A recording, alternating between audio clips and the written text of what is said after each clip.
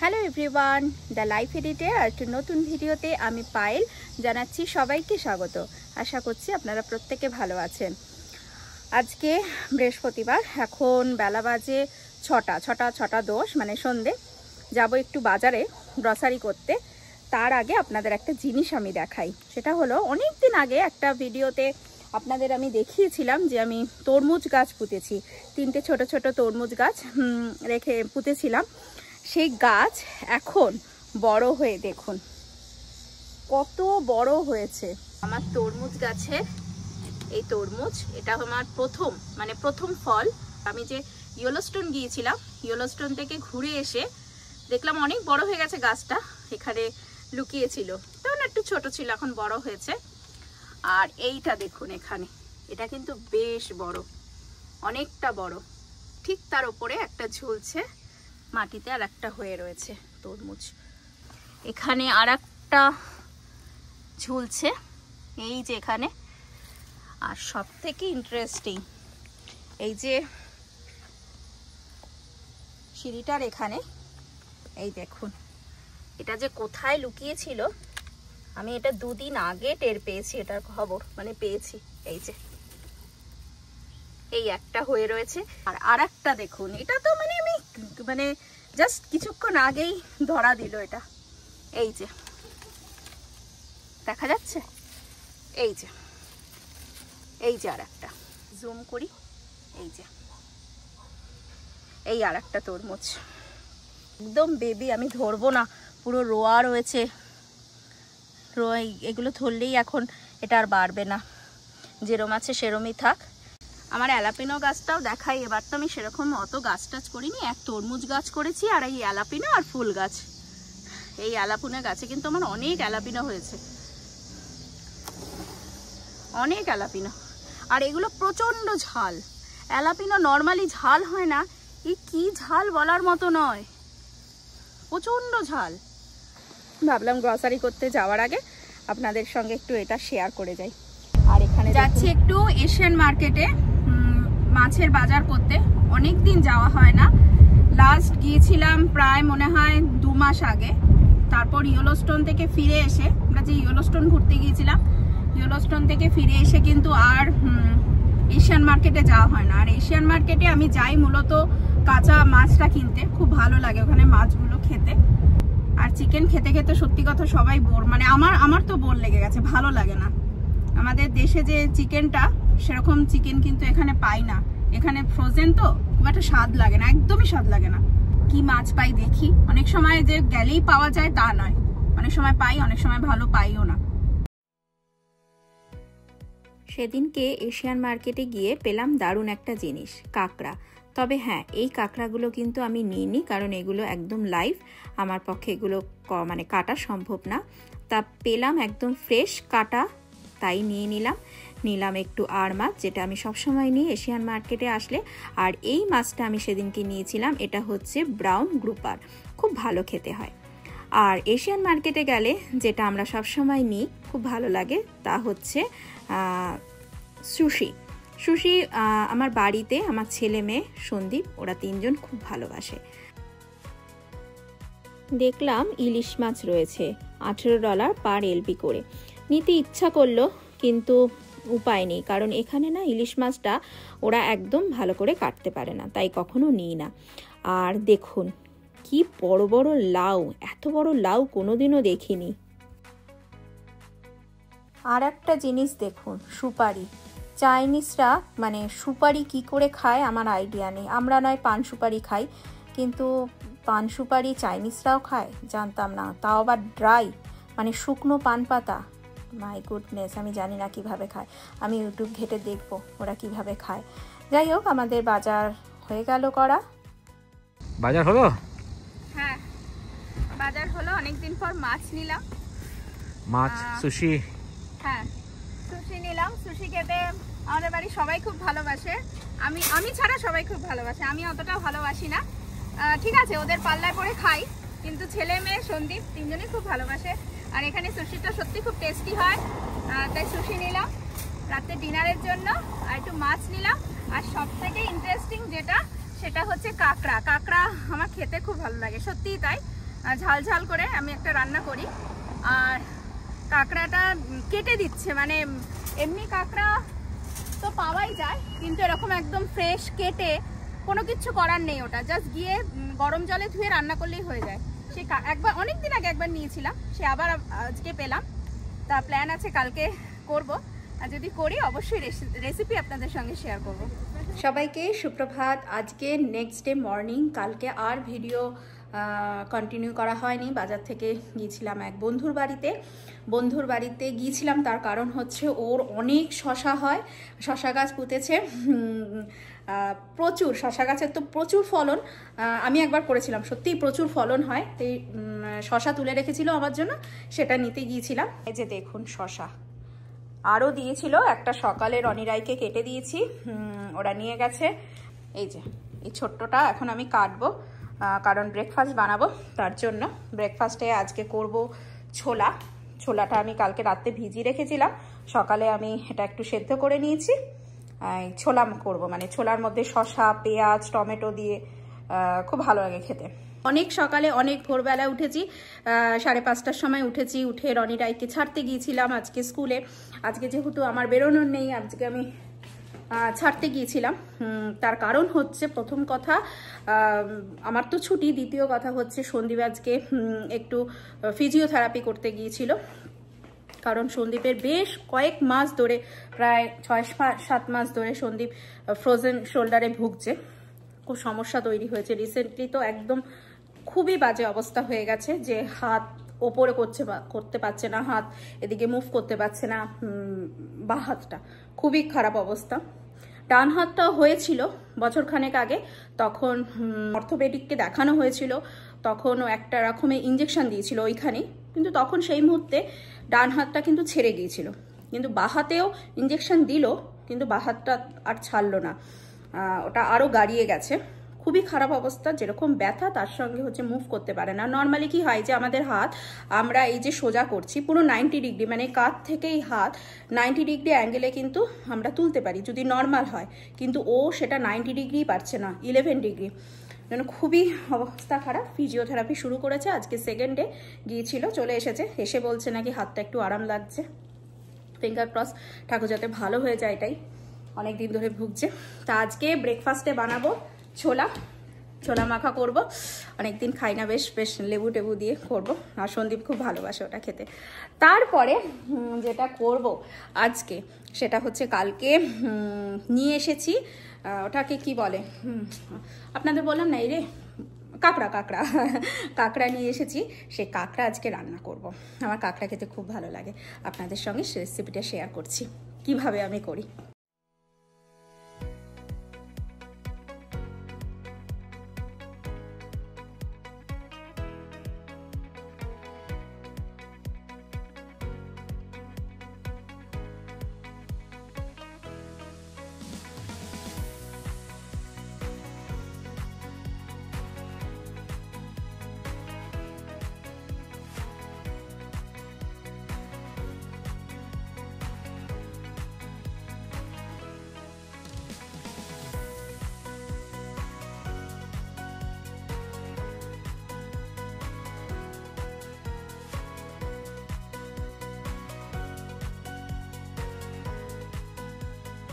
আমার healthy breakfast বোল, এটা কিন্তু মারাত্মক হেলদি।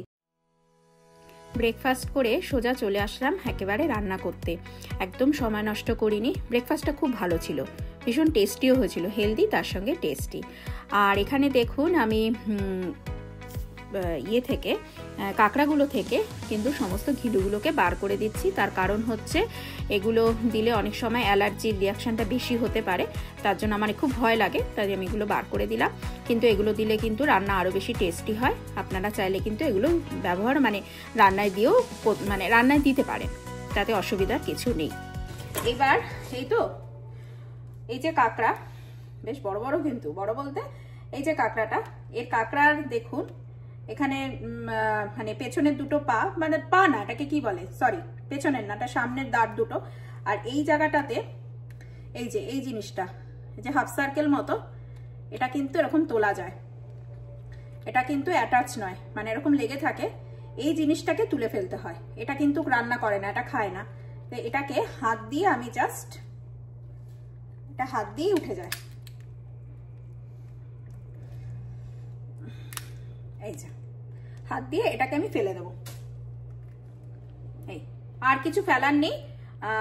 আর ঘিলু যদি কেউ মানে কারোর অ্যালার্জি থাকে প্রচন্ড পরিমাণে, অনেকের চিংড়ি কাঁকড়া এগুলোতে অ্যালার্জি হয়, তো তারা যদি ঘিলুটা মাইনাস করে দেয়, বাদ দিয়ে দেয়, রান্নায় ঘিলু না থাকে, তাহলে কিন্তু অ্যালার্জি অত বেশি হয় না।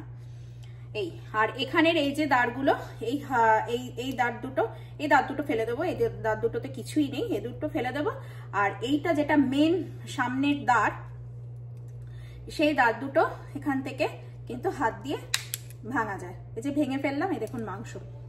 আর এটাকে এই দুটো জায়গা, আমার অনেকের বাড়িতে শিলনোড়া আছে না, শিলনোড়া দিয়ে একটু এরকম থেতো করে দিলে, তাহলে রান্না করলে কিন্তু ওর ভেতরে রসটাও ঢোকে, আর খেতেও মানে যখন খাওয়ার টাইমেও কিন্তু অসুবিধা হয় না, জাস্ট কামড়ে খাওয়া যায়। না হলে কিন্তু খুব শক্ত, এটা মানে দাঁত দিয়ে ভাঙা যায় না। তা আমার কাছে শিলনোড়া নেই, আমার কাছে যেটা আছে ওই হামল দিস্তা, না হামল দিস্তাই তো বলে, যেটা দিয়ে ওই আদা তারপর রসুন ওই থেতো করি, ওইটা দিয়ে আমি একটু মেরে নেব। আর খুব ভালো করে একটু ধুতে হবে। প্রথমে একটু জল দিয়ে ধোবো, তারপর ভাবছি একটু গরম জল দিয়ে ভালো করে ধুয়ে নেবো। একদম এই সমস্ত জায়গাগুলো নোংরা থাকে, এগুলো পরিষ্কার করে নেবো। তাহলে কিন্তু মানে যত ভালো করে ধোয়া হবে কাঁকড়া কিন্তু টেস্ট হয়, এটাই। আর রান্নার ওপর ডিপেন্ড করে। আর কাঁকড়া সত্যি কথা বলতে কি একটু ঝাল করে রান্না করতে হয় ভাই। কাঁকড়া ওই কম ঝালে কম মশলায় কাঁকড়া ভালো হয় না। কাঁকড়া আমি দেখেছি, কাঁকড়া যত তেল মশলা রসিয়ে কষিয়ে এবং ঝাল করে করা হয়, কাঁকড়া কিন্তু ভালো লাগে খেতে। কত মাংস, এগুলো কিন্তু সবই আমি বের করে নেবো। এগুলো মানে পাগুলোকে সব আমি খুলে ফেলবো, একবারে রান্না মানে দিয়ে রান্না করব না। এই যে এটা আমি সবই তুলে ফেলেছি, এটাও খুলে ফেললাম।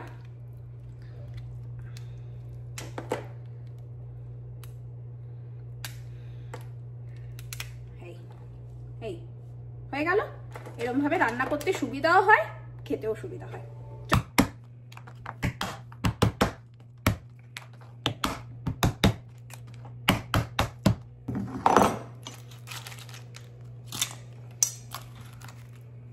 দেখতেই পেলেন যে আমি কিভাবে কাঁকড়ার দাঁড়গুলো পুতো দিয়ে ভেঙে নিলাম।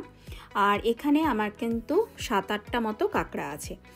এইবার আমি তার মধ্যে দিলাম নুন আর হলুদ গুঁড়ো দিয়ে এটাকে খুব ভালোভাবে মেখে ঝাঁকিয়ে যেহেতু হাত দিয়ে করলে হাত কেটে যেতে পারে, তার জন্য এটাকে আমি রেস্টিং টাইমে রেখে দিলাম 15 থেকে 20 মিনিট। আর সেই ফাঁকে আমি একটা পেঁয়াজের কুচি বানিয়ে নেব, মানে পেঁয়াজ রসুন দিয়ে একটা মানে মশলা বানাবো।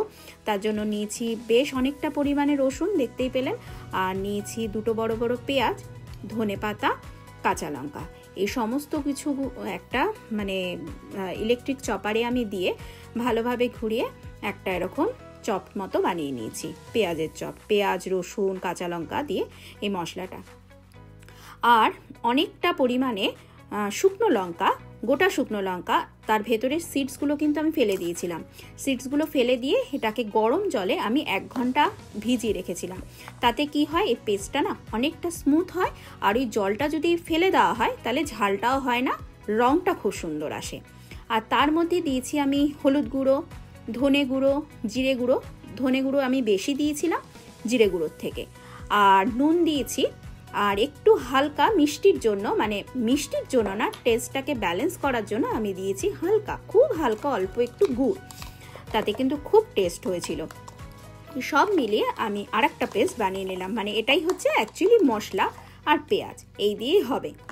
আর এই যে নিয়েছি একটু আলু। এবার আলুটা কিন্তু আপনারা দিতেও পারেন, নাও দিতে পারেন, কিন্তু আমি দেখেছি এ সমস্ত তরকারিতে মানে এই কাঁকড়া চিংড়ি এগুলোতে না এই আলুটা খেতে খুব ভালো লাগে, তাই আমি 2টো আলু ডুমডুম করে একটু কেটে নিয়েছি। আমার কাঁকড়ার প্রিপারেশন কিন্তু একদম রেডি। কাঁকড়া এখানে ভালো করে ধুয়ে নুন হলুদ মাখিয়ে রেখেছি, এখানে আলু ডুমডুম করে কেটে রেখেছি, ওখানে পেঁয়াজ রসুন কুচি, ওর মধ্যে একটু ধনেপাতাও দিয়েছি কুচো করে। এখানে যে মশলাটা বানিয়েছি শুকনো লঙ্কা ভিজিয়ে রেখেছিলাম, ওটা পেস্ট করে তার মধ্যে বাকি মশলাগুলো দিয়েছি। নুন, একটু হালকা মিষ্টির জন্য গুড় ইউজ করেছি, ধনে গুঁড়ো, জিরে গুঁড়ো, লঙ্কা গুঁড়ো আর দিইনি, আর এখানে টমেটো কুচি। চলুন তাহলে এবার রান্নাটা শুরু করি। রান্নাটা আমি সম্পূর্ণ করেছিলাম সর্ষের তেলে। এই ধরনের রান্নাগুলো আমি খেয়াল করে দেখেছি সাদা তেলের থেকে সর্ষের তেলে করলে কিন্তু টেস্ট অনেক বেশি ভালো হয়। কাঁকড়াগুলোকে লাল করে ভেজে তুলে রাখলাম। তারপরে কিন্তু আমি আলুটাকেও লাল করে ভেজে তুলে রেখেছিলাম, সেটার আর ভিডিও করা হয়নি। তারপর সেই তেলের মধ্যে আর একটু এক্সট্রা তেল দিয়ে আমি পেঁয়াজ কুচি, রসুন কুচি, টমেটো সমস্ত কিছু দিয়ে দিয়েছিলাম। আর টমেটোটা যাতে তাড়াতাড়ি সেদ্ধ হয়ে যায় তার জন্য এটাকে একটু চাপা দিয়ে রাখলাম।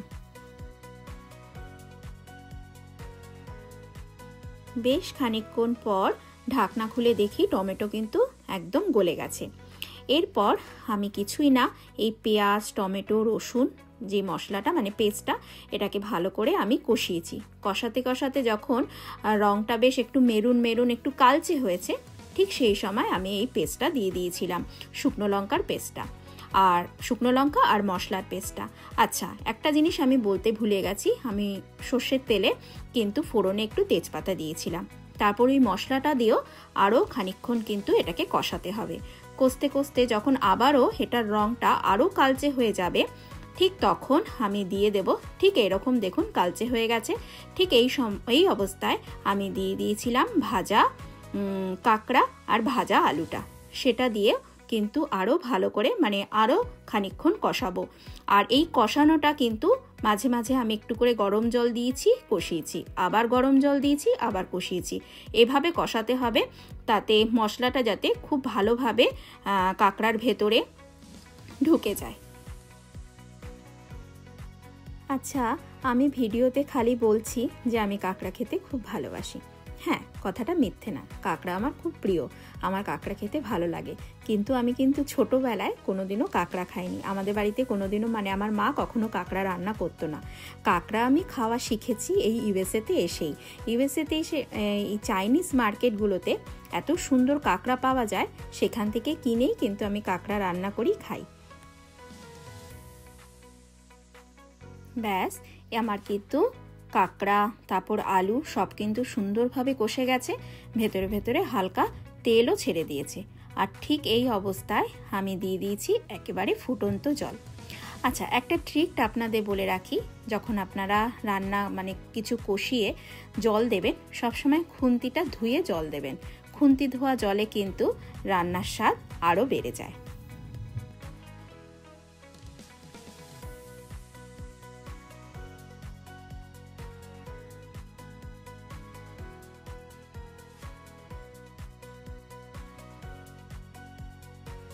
এবার এটাকে আমি ঢাকা দিয়ে দেব এবং ঢাকা দিয়ে এটাকে আমি এবার রান্না হতে দেব প্রায় 10 মিনিট।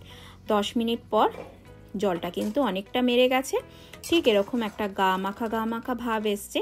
এই অবস্থায় আমি ওপর থেকে গরম মশলা দিয়ে, ওভেন অফ করে দিয়ে গরম মশলা দিয়ে আমি এটাকে চাপা দিয়ে রেখে দেব। ব্যাস, আমার কিন্তু কাঁকড়ার ঝাল একেবারে রেডি। আজকে লাঞ্চ রেডি।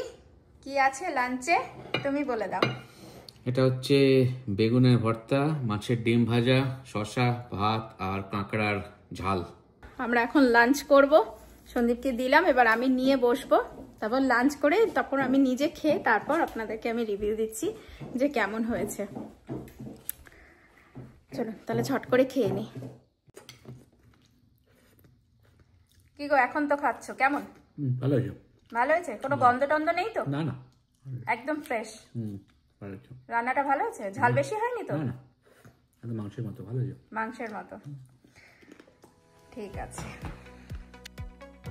সন্দীপকে খেতে দিয়ে নিজেও খাবার নিয়ে বসে পড়লাম। সেদিনকে কিন্তু আমি বেগুন ভর্তাও করেছিলাম আর একটু মাছের ডিম ভেজেছিলাম। বেগুন ভর্তাটা দারুণ হয়েছিল, একটু অন্যরকমভাবে রান্না করেছিলাম। এটা আমার বন্ধুর রেসিপি, আর একদিন আপনাদের এটা দেখাবো। আর কাঁকড়াটা জাস্ট অসাম হয়েছিল, অনবদ্য হয়েছিল, ফাটাফাটি হয়েছিল। আমার তো মনে হচ্ছিল সেদিনে কাঁকড়াটা আমি বেস্ট রান্না করেছিলাম। যাই হোক, ভিডিও কেমন লাগলো, রেসিপি কেমন লাগলো অবশ্যই আমাকে জানাবেন কমেন্ট করে। যদি ভালো লাগে লাইক করবেন, আর আমার চ্যানেল দ্য লাইফ এডিটকে সাবস্ক্রাইব করে আমার পাশে থাকবেন, আর বেল আইকনটা অবশ্যই দাবাবেন যাতে আমি নেক্সট ভিডিও দিলে নোটিফিকেশন আপনাদের কাছে পৌঁছে যায়। দেখা হচ্ছে পরের ভিডিওতে, ততক্ষণের জন্য টাটা, লাভ ইউ, সবাই ভালো থাকবেন।